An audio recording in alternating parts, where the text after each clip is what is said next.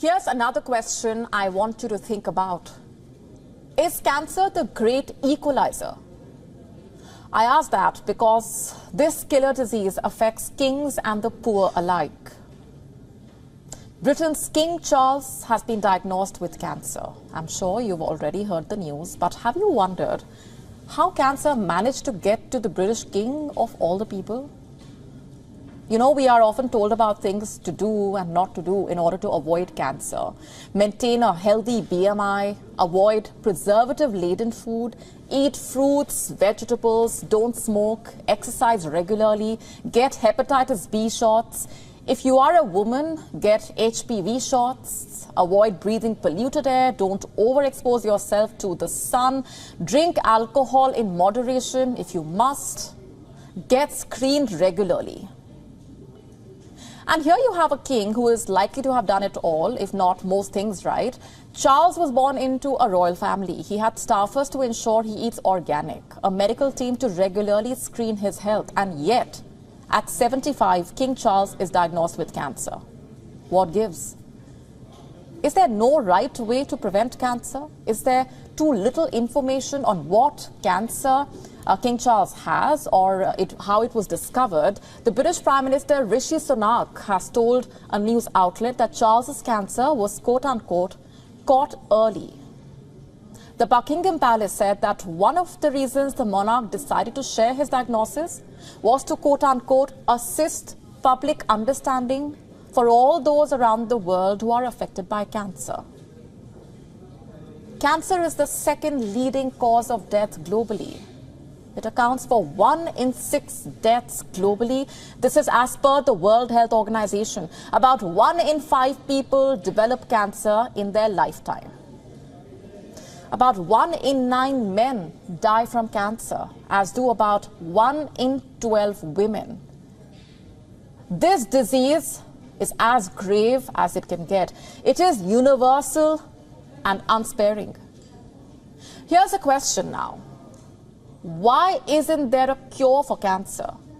You know, we've reached Mars. We are peering into early universe. We are talking AI. Yet somehow, even today, we cannot prevent cancer.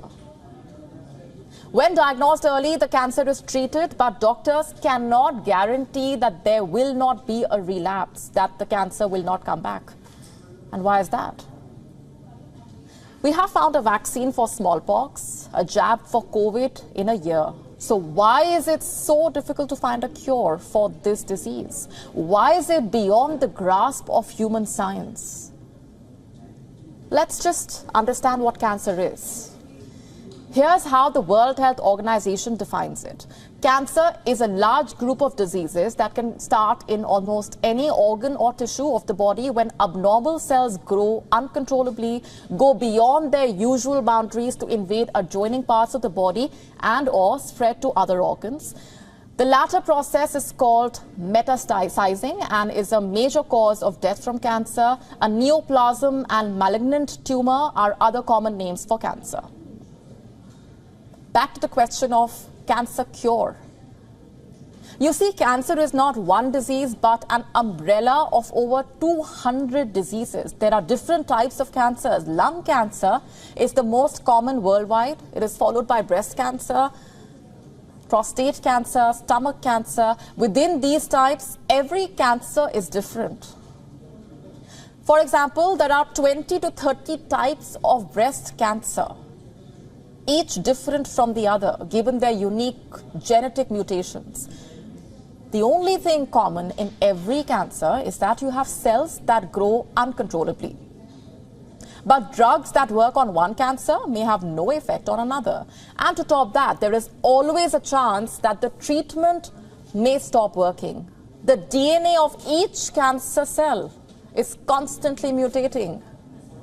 And this allows the cancer cell to adapt and fight treatment. Yes, it is scary. In the year 2022, there were 20 million new cases. 9.7 million people died of cancer that year. This, again, is a conservative number. What is the most vulnerable age, you ask? Cancer risk increases as we age, but this does not mean that cancer is not detected in the young or that the young do not die of cancer. About 400,000 children are diagnosed with cancer each year. Every day, 42 families learn that their child has cancer. 1 in 285 children is diagnosed with cancer before her 20th birthday. This is according to American Childhood Cancer Organization. Today, more and more women in their 30s are being diagnosed with breast cancer and ovarian cancer. America's National Cancer Institute reporting that cervical cancer is the most often diagnosed in women between the ages of 35 and 44. And who is the most vulnerable to cancer?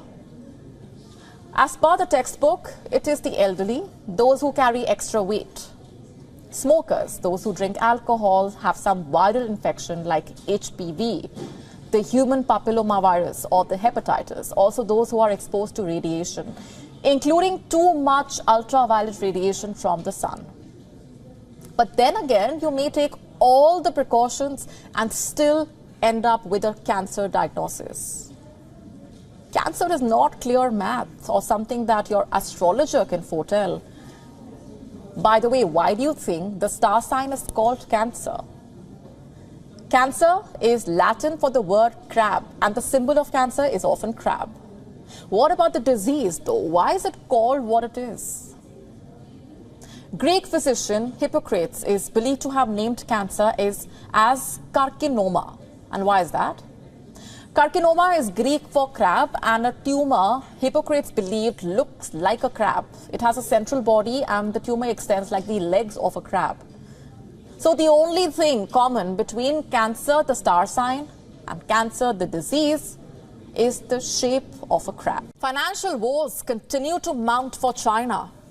For the last 2 decades, the country was considered the world's biggest growth story, but that is no longer the case, it seems. A momentous shift is taking place in the global markets. Investors are pulling out billions of dollars from Chinese markets. And where is this money now headed? Well, let me tell you, it's headed to India. That's right. Yes, Wall Street giants are endorsing India as the prime investment destination for the next decade at least. I'm talking about the likes of Goldman Sachs Group Inc. and Morgan Stanley. Hedge fund giant Marshall Wace is also counting on India. It has positioned the country as its biggest bet after the US. Switzerland's Vontobel Holding AG is also doing the same. It has made India its top emerging market holding. The British-American Global Asset Management Group, Janus Henderson, is also looking at fund house acquisitions. Even Japan's otherwise conservative retail investors are embracing India and limiting exposure to China. Simply put, India is gradually becoming the first choice of global investors. And why not? Let's just consider the facts. India, the world's fastest growing major economy, has vastly expanded its infrastructure under Prime Minister Narendra Modi, who has pushed for bringing global capital and supply lines into India. India's economic growth and the value of its stock market are closely linked. Over the past 2 decades, the GDP and market capitalization have grown hand in hand. Investors now see in India what they used to see in China. That is a vast, dynamic economy which is opening up to global money in new ways. And China, on the other hand, is stuck in its own economic mess. It's also drifting away from the Western-led order.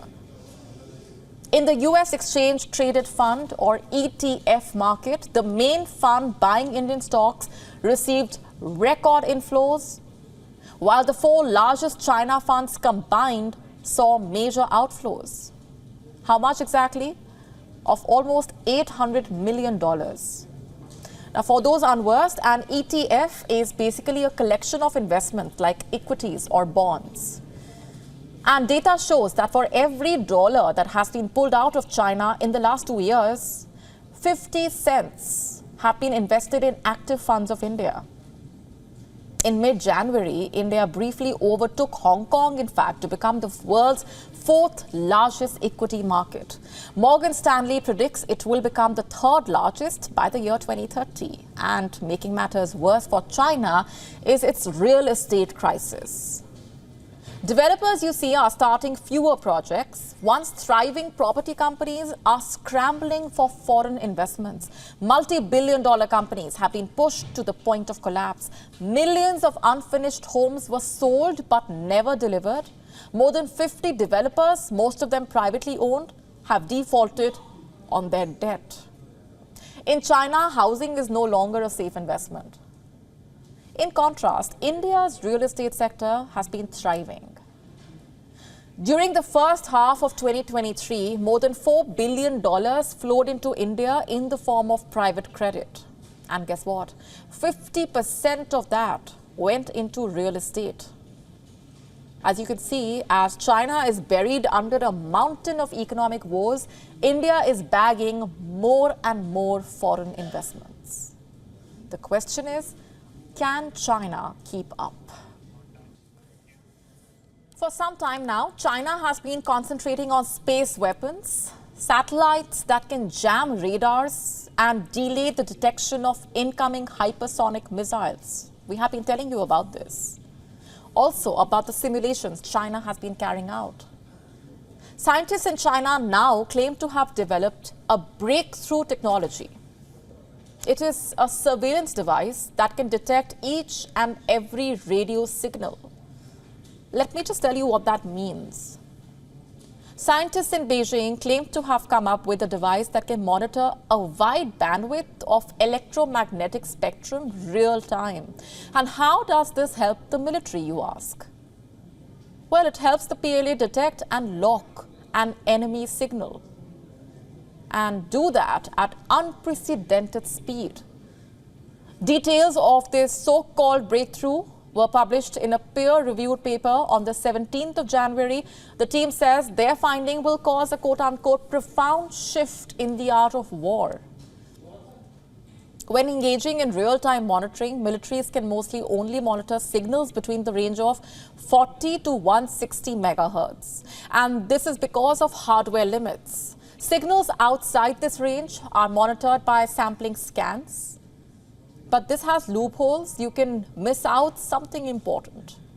The Chinese scientists say their breakthrough device has extended the frequency range. The possibilities, they say, are endless. The Chinese PLA will now be able to monitor every frequency range, from those being used for radio enthusiasts to the frequency being used by Elon Musk's Starlink satellites, and also obviously in between you have frequencies being used by militaries like drones, radars, satellites. And then you have clandestine frequencies being used by spy agencies. Any kind of wireless communications. China will be able to capture all of this frequency, process the interactions and analyze them. Or so these scientists claim. The big question is, what will Beijing do with all of that data?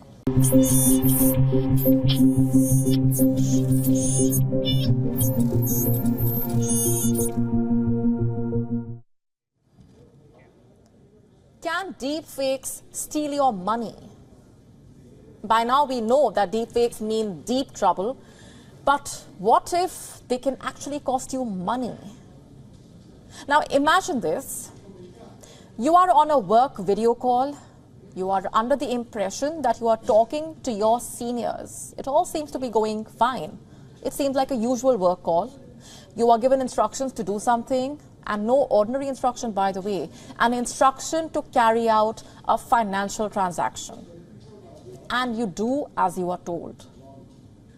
But what if the people you were speaking to were not actually your senior colleagues? What if they were deep fakes? Sounds scary, right? This horrible nightmare actually came to life. And let me tell you this tonight, what we have feared for long is already happening. The victim was a multinational company. Its Hong Kong office fell prey to deep fakes. Let me tell you what happened. It's shocking to say the least. According to a report, deepfakes were used to steal over $25 million. That's over 200 crore rupees. You heard that right. It all happened through deepfake technology. An employee was fooled into thinking that the conversation was actually taking place with colleagues, but they were digitally recreated versions. And you know who all were digitally recreated? The company's chief financial officer and some other employees. Yes, the company's CFO was cloned, basically, using deepfake technology. And this digitally recreated version ordered money transfers. This was during a video conference call, by the way. How exactly were these fake representations even created? By using the footage that was publicly available. And this was used to create these believable representations. Imagine being part of a video call where all the participants are fake, but they appear and sound real. Sounds scary enough, right? Well, it gets worse. The employee in this case was fooled into following instructions to carry out transfers to 5 Hong Kong bank accounts. The company ended up losing $25.6 million as a result of this scam. Around a week after the employee was contacted, it was realized that this was a scam. The police investigations are taking place. It has emerged that the deepfakes basically issued instructions and did not actually interact with the employee. And the meeting had ended abruptly. But the question is, for how long can we let deepfakes continue to wreak havoc before they are reined in? AI is here to stay, and so are its dangers. When and how will they be controlled is the question. What you can do, meanwhile, to ensure that you are not being conned is to perhaps carry out your own checks to ensure that you are actually talking to real people and not deepfakes. Basically, you can ask the individuals to move their heads or ask them questions, to figure out if they are real people. And the minute requests are made for money, that should be a red flag in itself, and you should have your suspicion radar up. I know it's odd to carry out such checks while you're talking to your colleagues in the first place, but then again, we live in dangerous times. And by the way, today, the 6th of February, also happens to be the Safer Internet Day. The aim, as the name suggests, is to promote responsible use of online technology and mobile phones. In this day and age, given what we are seeing around us with each passing day and how AI is being misused, there is an urgent need to promote the responsible use of online technology before matters get worse.